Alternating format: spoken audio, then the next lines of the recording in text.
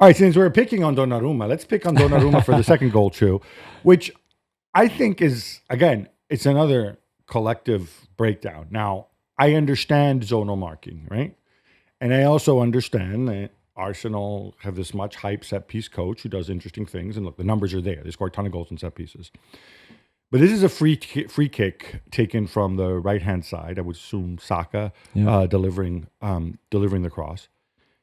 And essentially what Arsenal do is they have like 6 guys who are all beyond the far post. And Paris Saint-Germain are defending the way you defend these. They've got people in a line. Now, what strikes me is as Saka takes his run up, all 6 guys from Arsenal come across. You see this red wave sweeping across Paris Saint-Germain's line. Yeah. And I'm wondering to myself, the people at the far post, why don't they react? Why don't they go with them and at least try to create some kind of density? Because it's not like Saka's going to deceive me. They're all running forward and one guy's going to stay at the far post by himself. So if I run across, no, you can tell everybody's gone. There's nobody there. Yeah. That seemed pretty elementary, right? Yeah, but it's crowded already because Martinelli has a PSG player behind him. So is Gabriel. So I'm not sure if more PSG players in that area would have. They are already. It's not like if there was no PSG defenders or players, and then the Arsenal guys were on the run. And then against 6 guys coming across to the near post. But the ball just goes through Martinelli and I think Nuno Mendes and then Gabriel and Partey. And Partey. Partey's the big one, I think, because in fact it looked at first to me like Partey had touched it, but he doesn't. Yeah. So I don't know I think if you're Donnarumma, you expect one of your teammates to clear the ball or at least block it. Not that it would go through. But if you have more than 2 people there, it's more likely that they're going to clear the ball. Like if you're Donnarumma, you can't leave necessarily, you can't come out for it because obviously somebody gets a touch, right? An involuntary touch on an Arsenal player. But to me, it's also a leadership thing. Like when you've got 6 people coming across, you expect individuals to make better decisions. Yeah. Okay, I don't want to. All right, I want to move on from Paris Saint-Germain. No, I don't care. I mean, sad. I know, absolutely not. It was a very special night for me. All the family was there. It was a win-win night.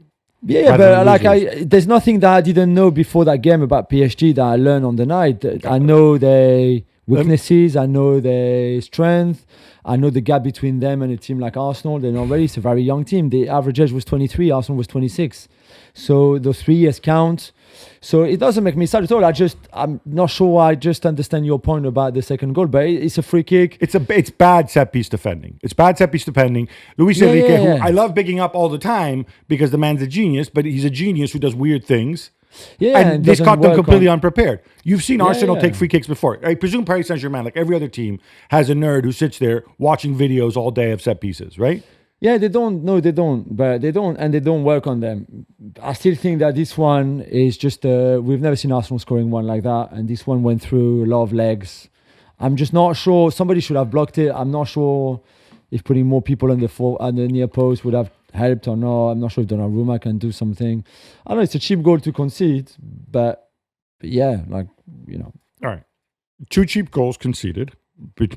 And then we see Arsenal saying, "Hey, let's effectively play in the counter." You touched upon this before. I'm assuming not having Odegaard there, and I don't think we can emphasize this enough. We can debate who Arsenal's best player is, but I think you can arguably say Odegaard is Arsenal's most important player, right? If he's not number 1, you'll be number 2, maybe number 3. They've gone through this long stretch without him, and they do not have anybody who can do what he does. Because Merino, maybe, but I think he was on the bench the other night. He came on late, but that's it, right? And he's been injured throughout this whole thing. So can we give Arteta some credit for really adjusting on the fly? Yeah, because what Trossard does is completely different. Yeah. They play in a different system as well with the double pivot of Rice and Partey, and then almost 2 10s if you want in Havertz and Trossard. I like to think of them as 2 9s. 2 9s, yeah, 2 9s. That works, and it's far more duos and more than triangles if you want that they usually do on the right with Odegaard, Saka, and whoever's right back, and on the left at the time. So yeah, really, really well done. I mean, they could have continued playing the second half like they did in the first half, press high, play with a lot of intensity. I think they realized that they just didn't need to because PSG were not strong enough anyway. So you could have you would have spent a lot of energy playing the second half like you did in the first half, but actually you were so solid enough. There was no Dembele for PSG. There was a bit of a threat when Ruiz and Colomwani came on and they hit the crossbar, but really you were in control and they controlled that second half instead of going and play hard like they did in the first half. They didn't need to. So no, it's been good. Without Odegaard, they didn't seem to suffer too much. Colomwani didn't start this game. I asked you off air, why does he not start? Why? And he says, well, Kang and Lee did well playing in that position on Friday night and whatever else. That's fine. But Kang and Lee just doesn't have the skill set that Colomwani does. Yeah, different profile. I'm not a Colomwani fan at all, as you know.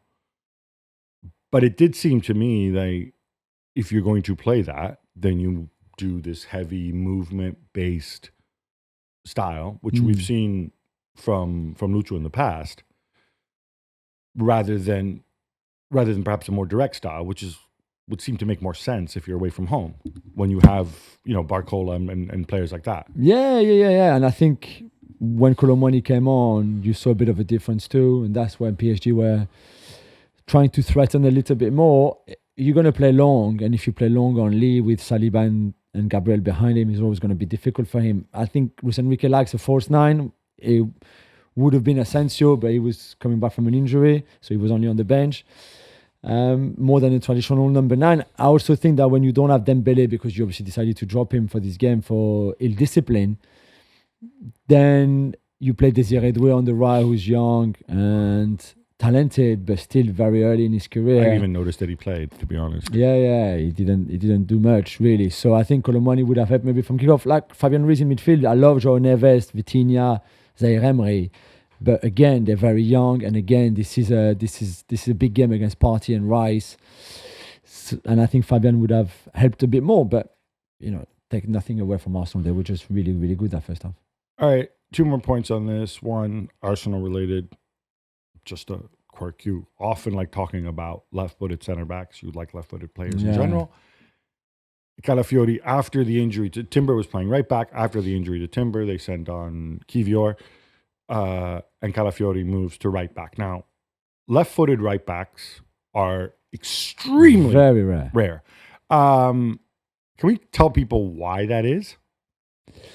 Yeah, one, I think there's obviously, as we know, more right-footed players in general than left-footed. So it's easy to find a right back or even to move somebody from another position, like a right-footed centre-back into right back.